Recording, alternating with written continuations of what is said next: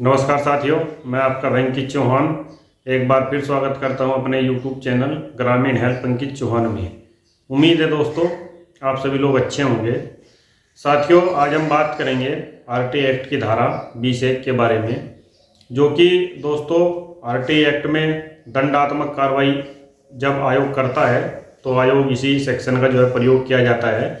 इसी सेक्शन में दोस्तों ये प्रावधान दिया गया है कि किसी भी अधिकारी को आयोग यदि जो है दोषी मानता है, राज्य सूचना आयोग या फिर केंद्रीय सूचना आयोग, तो उसके ऊपर दंडात्मक कार्रवाई की जा सकती है। तो साथियों, आज हम इसी विषय के ऊपर चर्चा करेंगे। दंडात्मक कार्रवाई क्या होती है, किस ग्राउंड पर की जाती है, किस स्थिति में इस तरह की कार्रवाई जो है अमल में लाई जाती है, और दोस्तों किन किन सेक्शन का वोलेशन होने के बाद यानी कि उल्लंघन होने के बाद ये कार्रवाई आयोग के द्वारा की जाती है।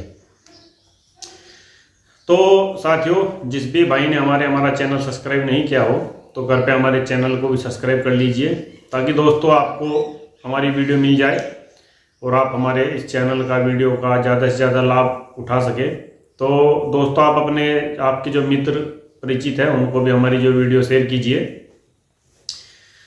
तो दोस्तों शुरू करते हैं। देखिए साथियों, जब भी आप कोई आरटीआई फाइल करते हो किसी भी जन सूचना अधिकारी जी के कार्यालय में, तो नियमानुसार यदि आपको सूचना 30 दिन के अंदर प्राप्त नहीं होती है, तो दोस्तों एक्ट में ये क्लियर प्रावधान है, तो ये माना जाएगा कि चूंकि जन सूचना अधिकारी ने 30 दिवस के अंदर आपको कोई रिप्लाई या कोई सूचना नहीं दी है, तो ये माना जाएगा कि जन सूचना अधिकारी ने आपको सूचना देने से मना कर दिया है और आपका जो आवेदन है एक तरह से वो खारिज कर दिया है, अर्थात अस्वीकार कर दिया है।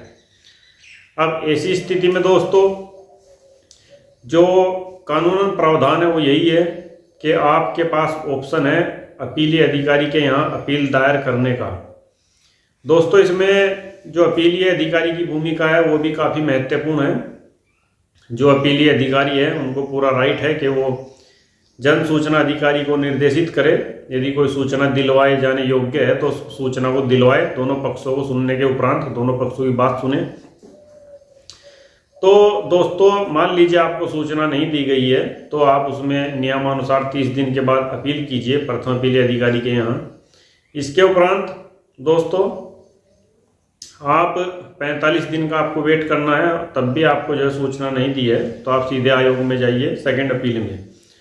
दोस्तों यहाँ पर मैं आपको बताऊं, मान लीजिए आपको 45 दिन में अपीलीय अधिकारी के आदेश के बाद भी कोई रिप्लाई नहीं प्राप्त हुआ है, तो फिर आप 3 महीने के अंदर यानी कि 90 दिवस के अंदर अंदर आयोग में अपनी अपील प्रस्तुत कर सकते हैं। यदि उसके बाद भी आप अपनी अपील प्रस्तुत करेंगे तो उसके नीचे आपको रीजन देना पड़ेगा, रीजन के नीचे ग्राउंड देना पड़ेगा कि क्यों आप ये सेकंड अपील करने में लेट हुए हैं। और दोस्तों जब आप आयोग के समक्ष जाते हैं तो आप अपनी जो दूसरे अपील का आवेदन लिखते हैं, तो उस दूसरे अपील के आवेदन में आप ये जरूर मेंशन कीजिए कि श्रीमान जी, चूंकि इन्होंने धारा 7(1) का वोलेशन किया है, उल्लंघन किया है, और 30 दिन की जो समय सीमा आरटी एक्ट में निर्धारित की गई है उसका पालन न करते हुए इन्होंने हमें सूचना नहीं दी है, जो कि एक्ट का उल्लंघन है, और ये जानबूझकर हमारा पैसा खर्च करवा रहे हैं, हमें आयोग तक आना पड़ रहा है, और आप इसमें अपने आपको जो मानसिक क्षति पहुंची है यानी जो हानि हुई है, आप उसके कंपनसेशन की मांग भी आयोग से कर सकते हैं। इसके बारे में हमने पहला वीडियो बनाया, तो आप हमारे YouTube चैनल पर जाकर देख सकते हैं।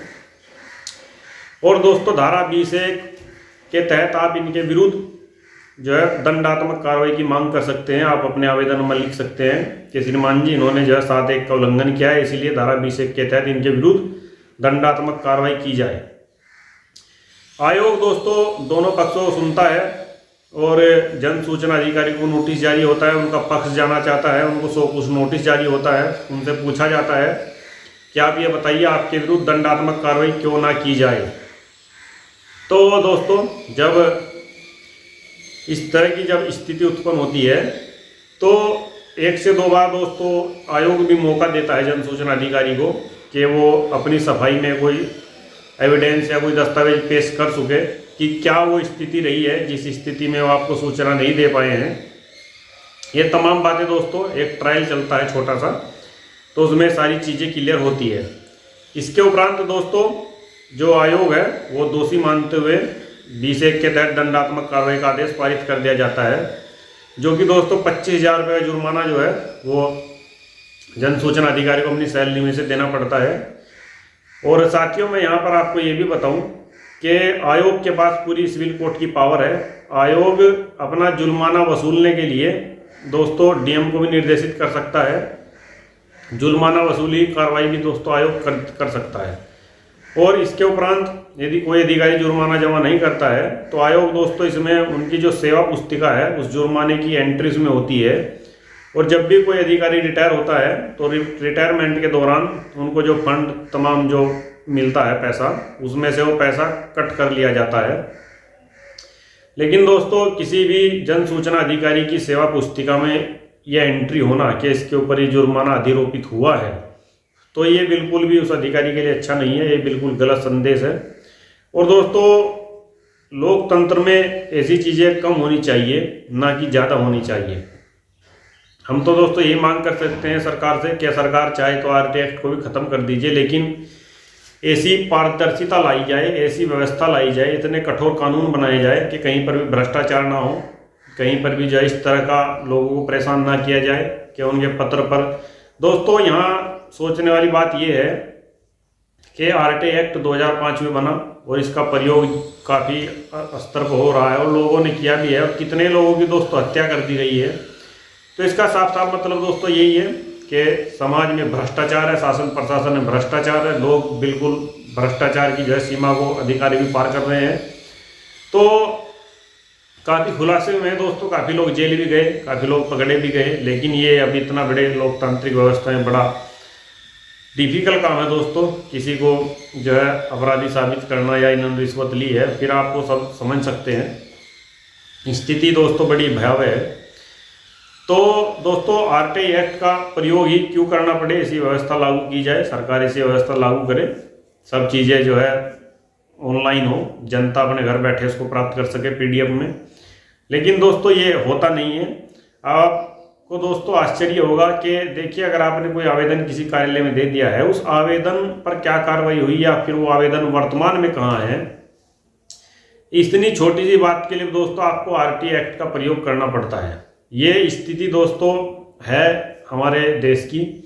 और सुबह से लेकर शाम तक तमाम दोस्तों राजनीतिक दलों को भी आप सुनते रहते होंगे टीवी चैनल पर, यूट्यूब पर, कहते रहते कि साहब बहुत अच्छा हमने किया है, हमने ऐसी योजनाएं बनाई है, हम इतना गजब का वेलफेयर स्टेट जो है चला रहे हैं, इतना गजब जो है हमने देश बना दिया है।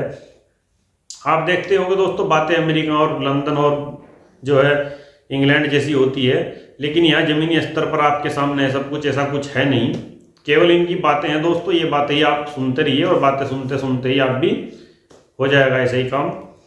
तो दोस्तों ये बिल्कुल गलत है। देखिए अगर हम बातें तमाम देश की दुनिया ही कर रहे हैं और आप जो है एक आवेदन की जानकारी जो है एक आवेदनकर्ता को नहीं दे रहे हैं, तो दोस्तों ये जो है एक नागरिक के जो मौलिक अधिकार है उनका भी हनन है, और दोस्तों मानवाधिकार का भी दोस्तों ये हनन है। दोस्तों इसमें मानवाधिकार या फिर आपके मौलिक अधिकार बचते कहाँ हैं? जब आपको मान लीजिए कार्यालय में चक्कर काटने पड़ रहे हैं, आपको परेशान होना पड़ रहा है, तो आपके जो संवैधानिक अधिकार है, जो आपके राइट है, वो बच कहाँ गए हैं दोस्तों? इसका मतलब तो सीधा सीधा ये हुआ जैसा कि हमारी आईपीसी में कि भैया आपको प्रताड़ित किया जा रहा है, परेशान किया जा रहा है। और वही चीज़ जब आरटी एक्ट में आप पूछते हो तो वो पत्र निकल के आ जाता है, फिर आपको बता दिया जाता है कि हाँ साहब ये फला अधिकारी के यहाँ है। और वो भी तब बताया जाएगा दोस्तों जब आप 30 दिन के बाद प्रथम अपील में जाएंगे। प्रथम अपील के बाद 45 दिन के बाद जो है आप आयोग में जाएंगे, आयोग में आप चक्कर काटेंगे, और कम से कम दोस्तों इसी प्रक्रिया में एक साल या 1.5 या 2 साल लगेगा। तो दोस्तों एक लोकतांत्रिक व्यवस्था में ऐसी जो ये एक इन्होंने प्रचलन शुरू कर दिया है, इसकी आवश्यकता हमें तो नहीं है। और ये किसी भी सभ्य समाज के लिए या किसी भी दोस्तों देश के लिए ये अच्छा संकेत नहीं है, ना ये कोई अच्छी व्यवस्था है कि उस देश के नागरिक इस तरह से परेशान हो जिस तरह से आज दोस्तों यहाँ पर हो रहा है। तो ये बिल्कुल गलत है। तो मैं दोस्तों इस YouTube चैनल के माध्यम से सरकार से मांग करूँगा या तो आरटीआई एक्ट को दोस्तों आप बिल्कुल कठोर कानून बनाइए, इसमें और जो है बदलाव कीजिए, ना कि इसको कमजोर करें आप। इसमें दोस्तों अमेंडमेंट पे अमेंडमेंट केंद्र सरकार की जा रही है, इसको कमजोर करने की जो है पूरी कोशिश हो रही है। तो ये दोस्तों सीधा सीधा संदेश यही है कि आप इसको जो है एकदम समाप्त करने जा रहे हैं। खैर साथियों, वीडियो थोड़ा लंबा हो गया है, तो जो दोस्तों जैसा मैंने आपको बताया, आप जरूर जो है अगर आपको सूचना समय से ना मिले तो आप दंडात्मक कार्रवाई की मांग जो है जन सूचना अधिकारी के विरुद्ध जरूर कीजिए। दोस्तों फिर मिलता हूं आपसे किसी दूसरे वीडियो में। वीडियो यदि अच्छा लगा हो तो आप हमारे वीडियो को शेयर कीजिए और हमारे चैनल ग्रामीण हेल्प अंकित चौहान को कृपया दोस्तों आप सब्सक्राइब कीजिए। मैं हूं अंकित चौहान, यूट्यूब चैनल ग्रामीण हेल्प अंकित चौहान से। आज दोस्तों मैंने अपनी एक मौलिक ड्यूटी का पालन किया है। साधारण नमस्कार साथी।